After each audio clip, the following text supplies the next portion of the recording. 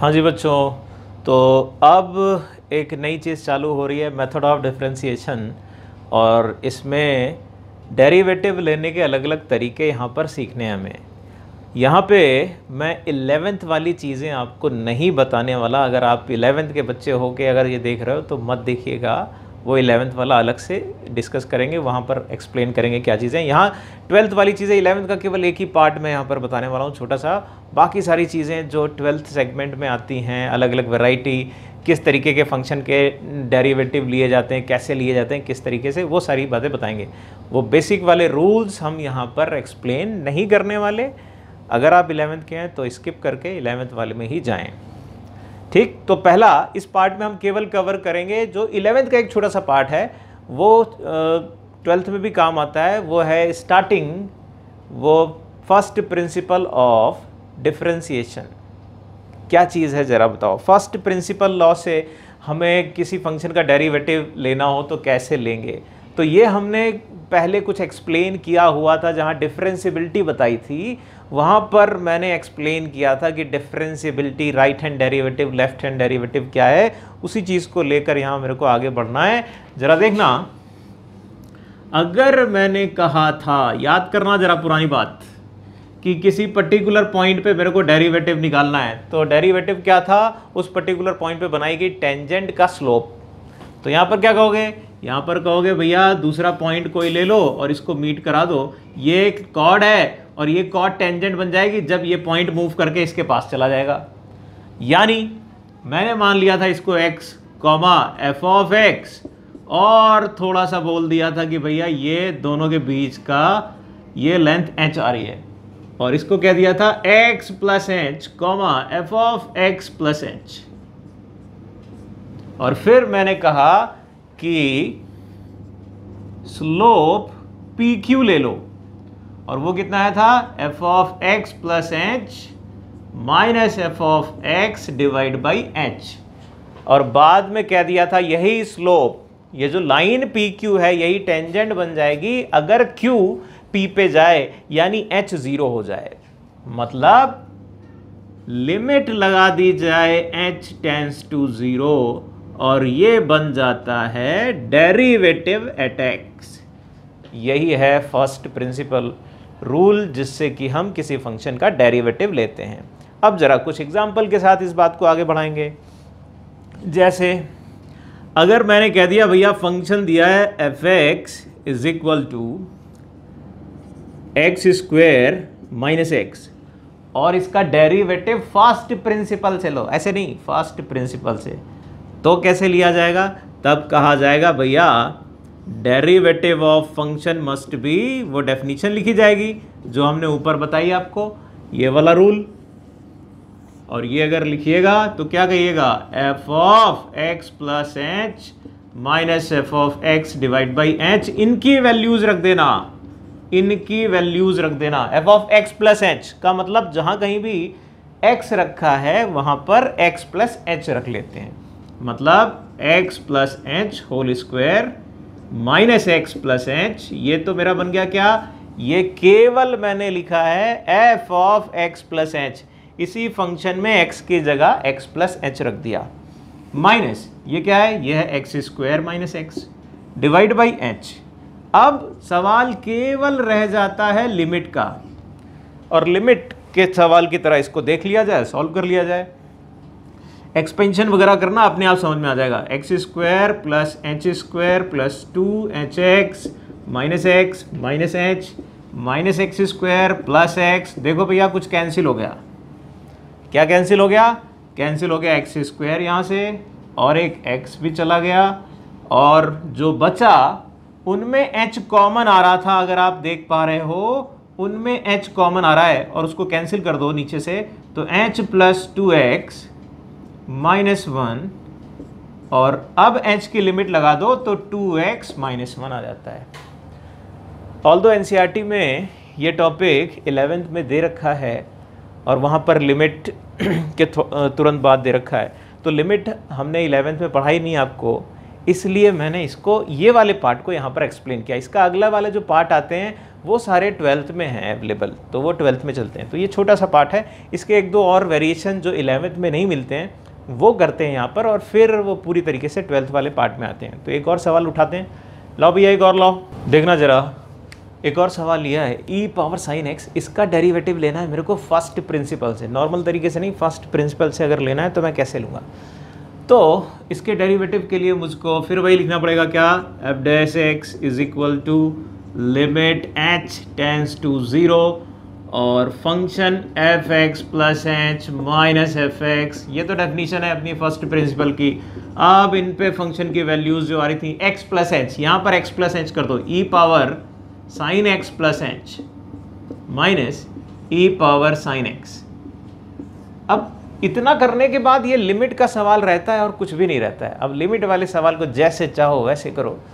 देखते हैं भाई, अगर ऐसा कुछ है तो इस सवाल को करने का तरीका क्या है। अगर आप देखें नीचे तो 0 आ रहा है, ऊपर भी 0 आ रहा है, एक्सपोनेंशियल फंक्शन है, तो एक्सपोनेंशियल के लिए मैंने बताया था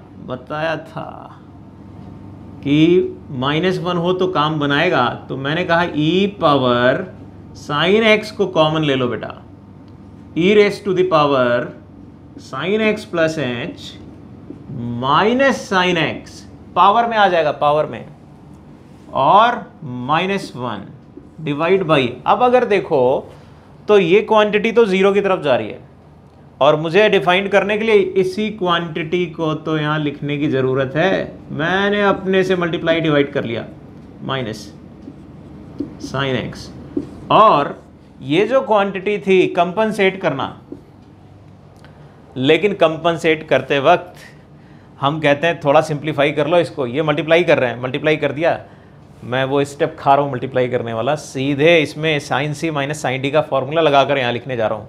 देखना जरा, 2 इंटू इनके बीच में साइन सी माइनस साइन डी का फॉर्मूला लगाने जा रहा हूँ।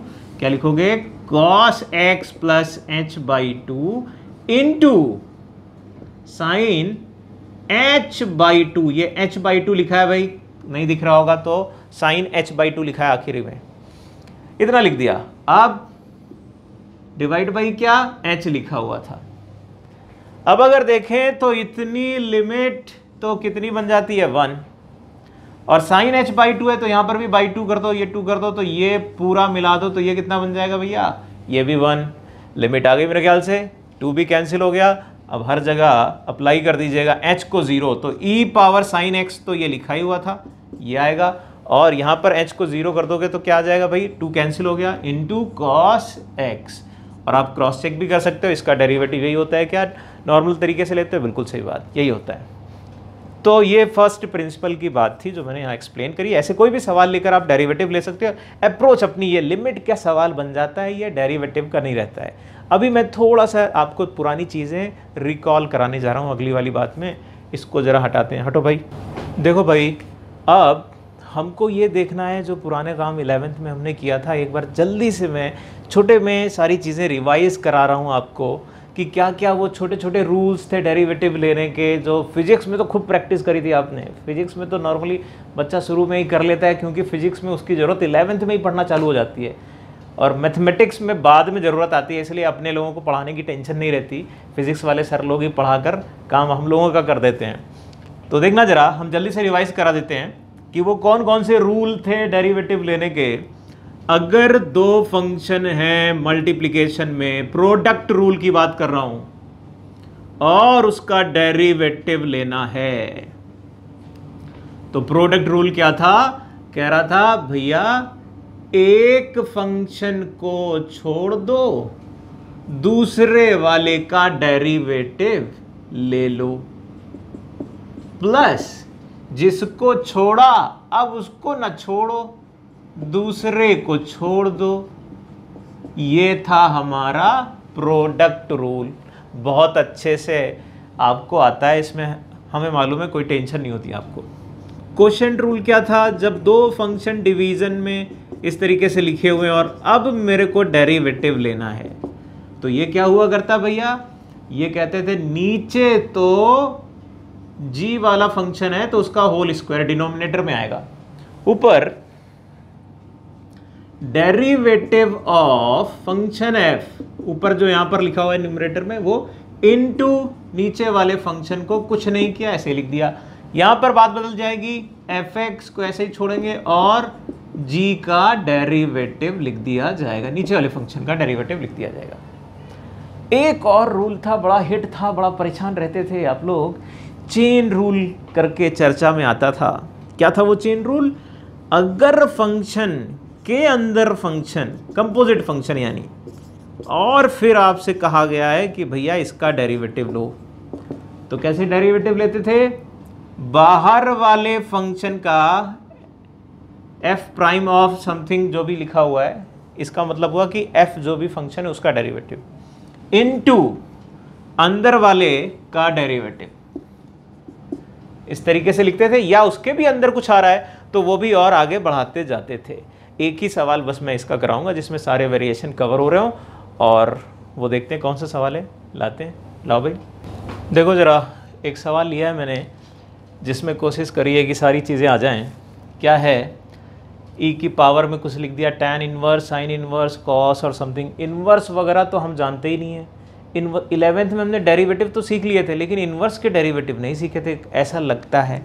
तो हमने इस वजह से भी जानबूझ के दिया है कि आपको अगर नहीं मालूम तो ये पता चल जाए कि साइन इनवर्स का डेरिवेटिव कितना होता है, 1/√1 माइनस एक्स स्क्वायर। और tan इनवर्स का डेरिवेटिव कितना होता है? तो वो होता है 1/1 प्लस एक्स स्क्वायर। और अगर साइन की जगह कॉस इनवर्स आ जाए तो यहाँ पर माइनस टाइम्स आ जाएगा 1 माइनस एक्स स्क्वायर। इस तरीके से अगर डेरिवेटिव नहीं आते आपको तो मैंने ये बता दिए। अब जरा देखते हैं भाई, पहले तो क्वेश्चन रूल लगता है, ऊपर वाला नीचे वाला, ठीक, बहुत बढ़िया है, कोई दिक्कत की बात नहीं। ऊपर वाले का डेरिवेटिव लेना और नीचे वाले को मल्टीप्लाई करना। ऊपर वाले का डेरिवेटिव लेते वक्त चेन रूल भी लग रहा है, ये ध्यान रखना, e power sine inverse x into, जब इसका डेरिवेटिव ले रहा हूं तो अंदर जाएंगे तो आएगा 1/√1 माइनस एक्स स्क्वायर, ठीक, प्लस tan आ रहा है तो tan के लिए क्या कहोगे? 1/1 प्लस 1 माइनस एक्स का होल स्क्वायर। यहीं पे रुक मत जाना, यहीं पे रुक मत जाना, क्योंकि tan के अंदर 1 माइनस एक्स है और 1 माइनस एक्स का डेरिवेटिव -1 होगा, और plus 2 cos x minus sine x। ये क्या था? ये था केवल, अभी ऊपर वाले का डेरिवेटिव लिया इनटू एक्स स्क्वायर, फिर माइनस लगाते हैं, ऊपर वाले को एज सच लिख दिया, e power sine inverse x plus tan inverse 1 minus x plus cos square x into नीचे वाले का डेरिवेटिव और होल डिवाइडेड बाई नीचे जो भी कुछ लिखा था उसका होल स्क्वायर, और सिंप्लीफाई कर लो, बाकी तो आसान बात है। मैंने एक छोटा सा एग्जांपल, ये पुरानी चीज़ें रिकॉल करने के लिए हैं जो आपको पता होनी चाहिए। इन्वर्स वाले मैंने वहाँ पर लिख दिए हैं कुछ एक फॉर्मूले, ठीक। तो अब यहाँ पर कुछ नई चीज़ें आ रही हैं। अब यहाँ से अगले वाले पार्ट से नई चीज़ें चालू हो रही हैं। अलग अलग टाइप के फंक्शन या अलग अलग वैरायटी के मेथड क्या होंगे किसी फंक्शन के लिए डिफरेंशिएशन करने के, वो सीखने जा रहे हैं। ज़रा देखो अगले पार्ट से।